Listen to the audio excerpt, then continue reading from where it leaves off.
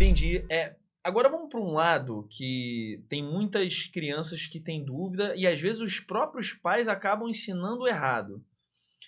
A forma correta de escovar o dente, qual é? Eu, até hoje, assim, eu reconheço que eu peguei essa mania desde criança. Eu sei que eu não escovo o dente da forma correta porque as minhas escovas de dente elas são destruídas em um mês. A minha mãe ainda olha para mim e fala assim, nossa, você destrói a escova de dente em um mês.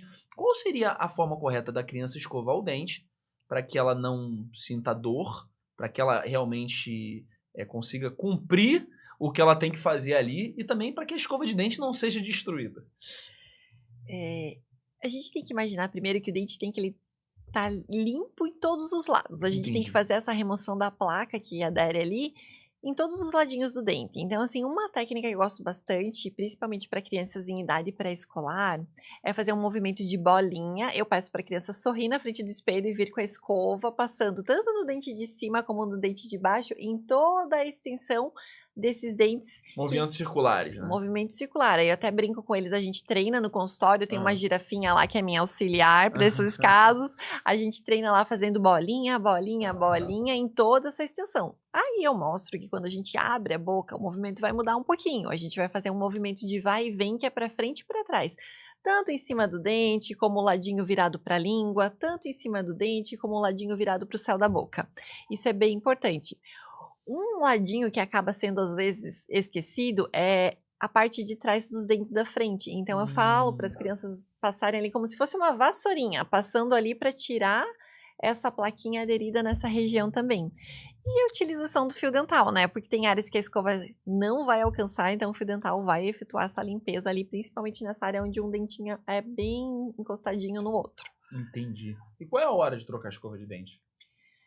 Alguns estudos mostram que 3 meses após a utilização da escova, ela já não vai estar limpando essa placa com a mesma eficiência do que uma escova nova. Então, seria mais ou menos nesse período aí. Claro que se a gente tiver uma escova, como no seu caso... Alguém que não sabe escovar o dente como eu. Amassada, as cerdas abertas, com sinais de desgaste, a gente sabe que não vai estar fazendo uma higiene. Quanto mais abertas as cerdas estiverem, pode também machucar, né? É interessante você ver se você não tá fazendo muita força também. Ó, já rolando uma consulta aqui. Então, gratuito. Quando visualizar que tá acontecendo isso, é hora de trocar antes, mas eu acho que é interessante ver com o dentista o que tá acontecendo aí. Se você tá fazendo muita força. A gente tem casos de criança que mordem, né? Criança pequenininha, 3 anos e tal, acaba mordendo, eles gostam de morder. Eu sugiro pros pais, nesse caso, ter uma escova pra criança e uma escova pra eles. Porque daí aquela de morder, dá pra deixar ele brincando ali enquanto os pais fazem com a escovinha que tá ok a higiene dos dentes. Outro caso de troca é quando tem algum quadro viral. Então, assim, depois de resfriado, dor de garganta, porque senão os micro-organismos podem se alojar ali nas cerdas. Então, a gente recomenda a troca também após esses quadros. Depois, às vezes, uma doença, um resfriado mais forte. Seria interessante efetuar a troca. Legal. E a questão das escovas, eu lembro que quando a gente era pequeno, eu e minha irmã, a gente ganhou umas escovas elétricas. A gente ficou super animado. Até o momento teve que trocar a bateria e deixamos de lado, enfim. Mas você acha que as escovas elétricas, elas conseguem fazer uma escovação um pouco melhor do que as escovas tradicionais? As duas terão bom resultado desde que utilizadas. De maneira correta. Então, assim, eu gosto muitas vezes a critério de estímulo da criança. A criança, às vezes, se empolga pela utilização da escova elétrica. Muitas vezes tem personagem. Então, assim, ela vai para aquele horário de escovação. Eu, no consultório, por exemplo, eu tenho um calendário de escovação. Então, as crianças levam para casa, onde elas vão fazer um xizinho lá, tem os períodos, elas vão completando conforme elas vão fazendo escovação durante o dia. Então, eu acho isso muito bacana, que acaba estimulando também. E muitas vezes a escova também é um fator estimulante. Entendi. Incentiva a criança a estar escovando o dente sempre, né? Para a criança é tudo uma novidade, de maneira geral. Sim. E você acha que tem, obviamente, quanto a gente vai vendo, né, nas escovas que a gente compra para nós adultos, até para as crianças, quanto mais cara, mais sensível, na maioria, né, no caso, em regra. Quanto mais cara, mais sensível. As cerdas têm algumas coisas diferentes. Você não recomenda, a pergunta é, você não recomenda que se comprem escovas, aquelas tão baratas, aquela que só vem um plásticozinho e aquelas cerdas, parece que é aço aquilo ali. Aquilo ali pode gerar, de alguma maneira, uma lesão na boca das crianças? O que nós recomendamos hoje são cerdas macias. Entendi. Então, assim, eu falo para os pacientes, às vezes, vai ter uma escova que ela não é tão aquela caríssima, mas Entendi. que vai cumprir a função dela. Tem cerdas macias e a gente vai conseguir escovar bem o dente sem machucar a gengiva, por exemplo. Mas a gente tem que observar essas características. Ela ser redondinha na ponta, sentar um pouco mais a região lá de trás. Para as crianças, eu recomendo que a cabeça não seja tão grande, já por esse acesso, né? A gente conseguir esse acesso. E a pasta de dente é um fator que também gera muita dúvida em criança. Que pasta Entendi. usar? Então, assim, hoje a Associação Brasileira de Odontopediatria recomenda pasta com flúor desde o primeiro dentinho. Então, é bem interessante. Então, a gente acaba conversando com os pais, orientando a quantidade, vai ter uma quantidade para ser utilizada, equivalente a certas coisas. Então, eu acho bem interessante fazer uma consulta com o odontopediatra para pegar todas essas orientações de forma correta. Legal. Então, hoje, um dos procedimentos que eu vejo mais os adultos procurando dentistas, ou, sei lá, que a gente mais vê na internet como informação, é a questão do clareamento. E antes da gente vir para esse podcast, me preparando, dando uma olhada nos teus conteúdos, estudando, eu vi que você fala que existe mais de um tipo de clareamento. Isso me surpreendeu. E eu queria que você explicasse para a gente quais são os tipos de clareamento que existem e quais são as diferenças entre eles. De forma geral, a gente tem 3 tipos de clareamento. O clareamento caseiro, supervisionado pelo dentista, então que é feito uma moldeirinha, onde esse paciente ele vai aplicar o gel em casa e vai usar por cerca de 4 semanas. O clareamento de consultório, ele é feito dentro do ambiente do consultório e ele tem uma duração de aproximadamente 1 hora.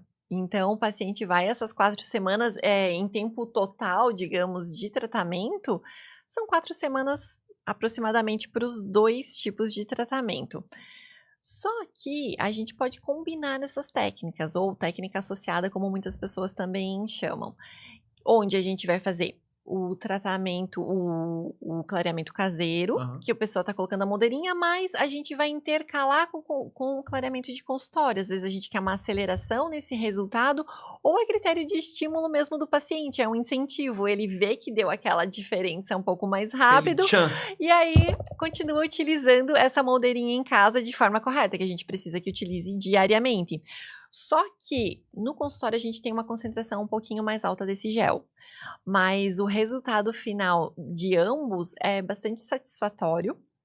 E eu fico muito contente com o resultado e Você devolve a autoestima pra pessoa, a reação, né, das pessoas quando a gente trabalha, porque a gente acaba fotografando como é que estava antes, coloca uma escalinha de cores, então quando a gente vê a diferença, a reação da pessoa também é muito gratificante, porque a pessoa normalmente gosta muito. E a gente vê muita coisa na internet hoje, né? Você olha, por exemplo, você tem primeiro aquelas crenças antigas que os nossos pais contavam pra gente.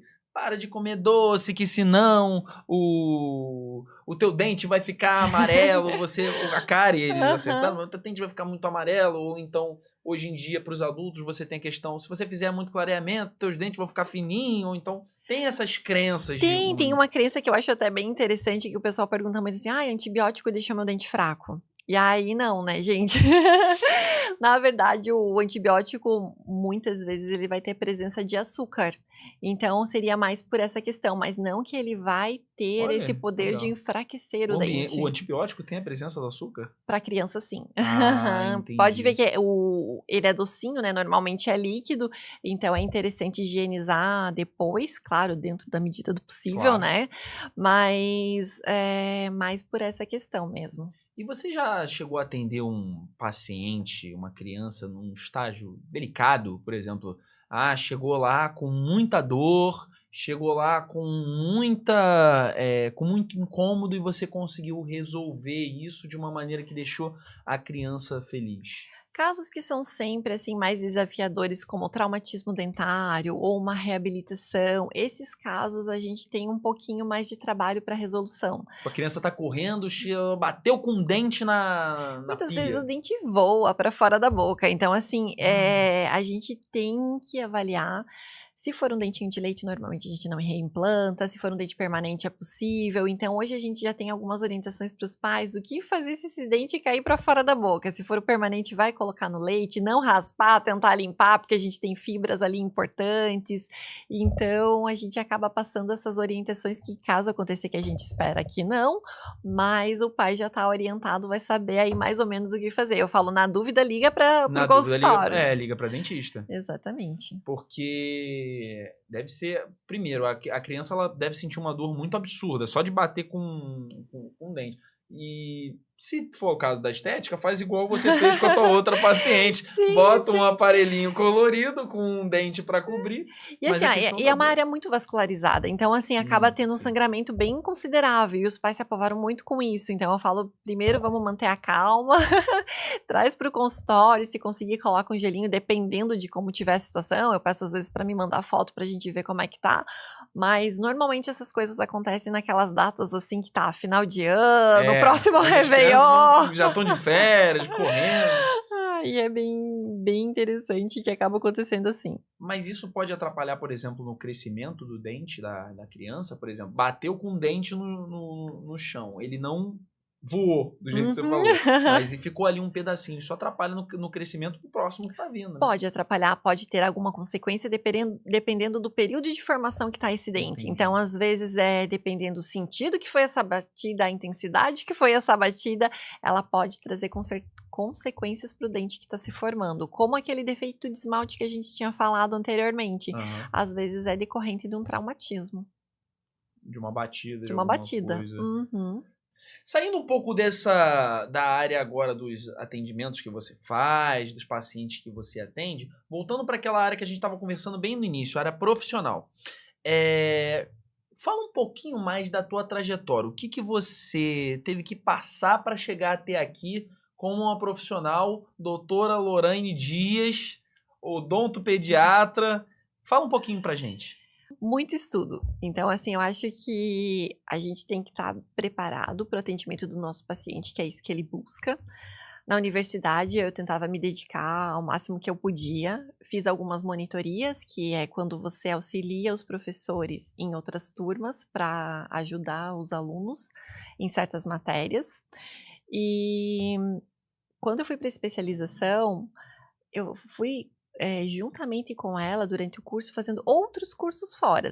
Peraí, não vai embora não. Se você acabou de assistir esse corte, dá o like, comenta, interage aqui com o vídeo para ajudar a gente e dá uma olhada aqui no canal de corte. Se você gostar de outro, acompanha, ver se te interessa ver mais alguma coisa. E claro, o episódio completo desse corte que você acabou de assistir está disponível já no canal oficial do podcast Bússola Profissional. Te espero lá.